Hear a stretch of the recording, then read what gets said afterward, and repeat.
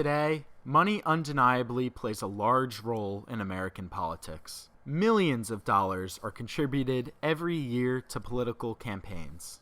Dark money refers specifically to political spending where the spender is not required to disclose their donors.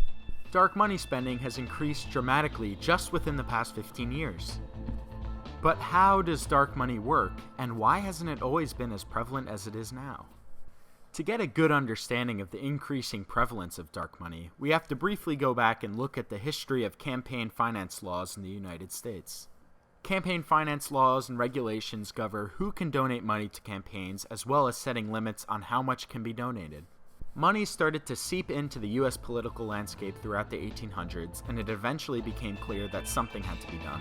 In 1905, during his second term, Theodore Roosevelt claimed that contributions by corporations to any political committee or for any political purpose should be forbidden by law. Under Roosevelt, the Tillman Act of 1907 was formed, which prevented nationally chartered banks from making direct financial contributions to federal candidates. While it didn't do much because of weak enforcement, it did set the stage for various other acts in the coming decades.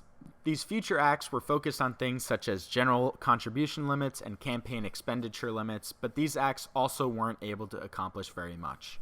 In 1971, Congress finally passed the Federal Election Campaign Act, passing amendments in 1974 in response to the Watergate scandal to create a central system of regulation and enforcement, now known as the Federal Election Commission.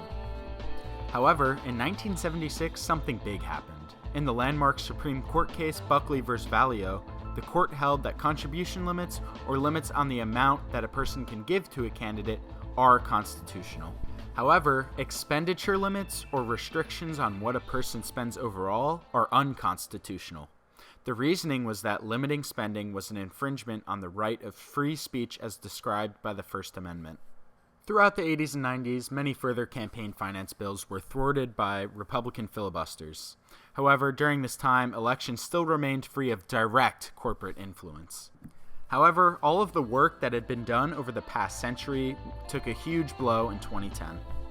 In the landmark Supreme Court case Citizens United v. the Federal Election Commission, the Supreme Court prohibited the government from restricting independent expenditures for political communications by corporations, including nonprofit corporations, labor unions, and other associations. As mentioned previously, the First Amendment plays a large role in determining what should and shouldn't be allowed as far as campaign financing.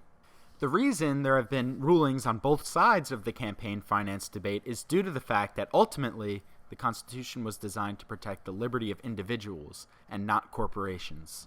This has led to the question of what corporations actually can and cannot do. I'll try to summarize both sides of this debate briefly. On the one side, there is the idea that the Constitution protects living, breathing individuals and that corporations do not fall under this umbrella, as they are not people. Therefore, corporate spending in politics should be restricted because corporations do not fall under the protections of the First Amendment.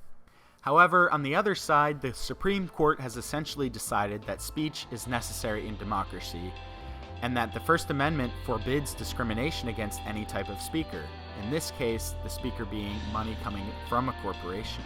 So these laws are very complicated, and I didn't even dive into most of the details of each one, but it is clear that money is able to be poured into politics, and that the influence of money in politics is only growing.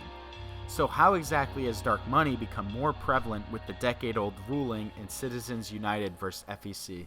The decision in Citizens United v. FEC removed the limit of independent expenditures by political action committees, or PACs, meaning that these groups can spend as much money as they want, provided that they do not cooperate with the candidate they are supporting. This spawned the Super PAC, which can engage in unlimited political spending. While every Super PAC does have to disclose donors, there are workarounds to this. One strategy is to game the disclosure deadlines, allowing them to spend unlimited funds without disclosing their donors before the polls. Another tactic is to create a 501c group, a type of nonprofit, alongside a Super PAC. As long as the 501c doesn't have politics as their primary purpose, they don't have to disclose who gives them money. They can then give the money to the Super PAC, which lists the nonprofit donation but not the original contributors. Basically, what I'm saying here is people and corporations with money have found a way to route unlimited money into whichever candidate they choose, completely undetected. This means that corporations with special interests are allowed to support candidates that support policies that align with these interests. They are able to do this with amounts of money unfathomable to the majority of the American public, and in a manner that makes it hard to trace and figure out the true desire behind the money. Oftentimes, this money goes towards interests that directly harm the American people, as is the nature of many corporations. One example of this is in the pharmaceutical and health product industry.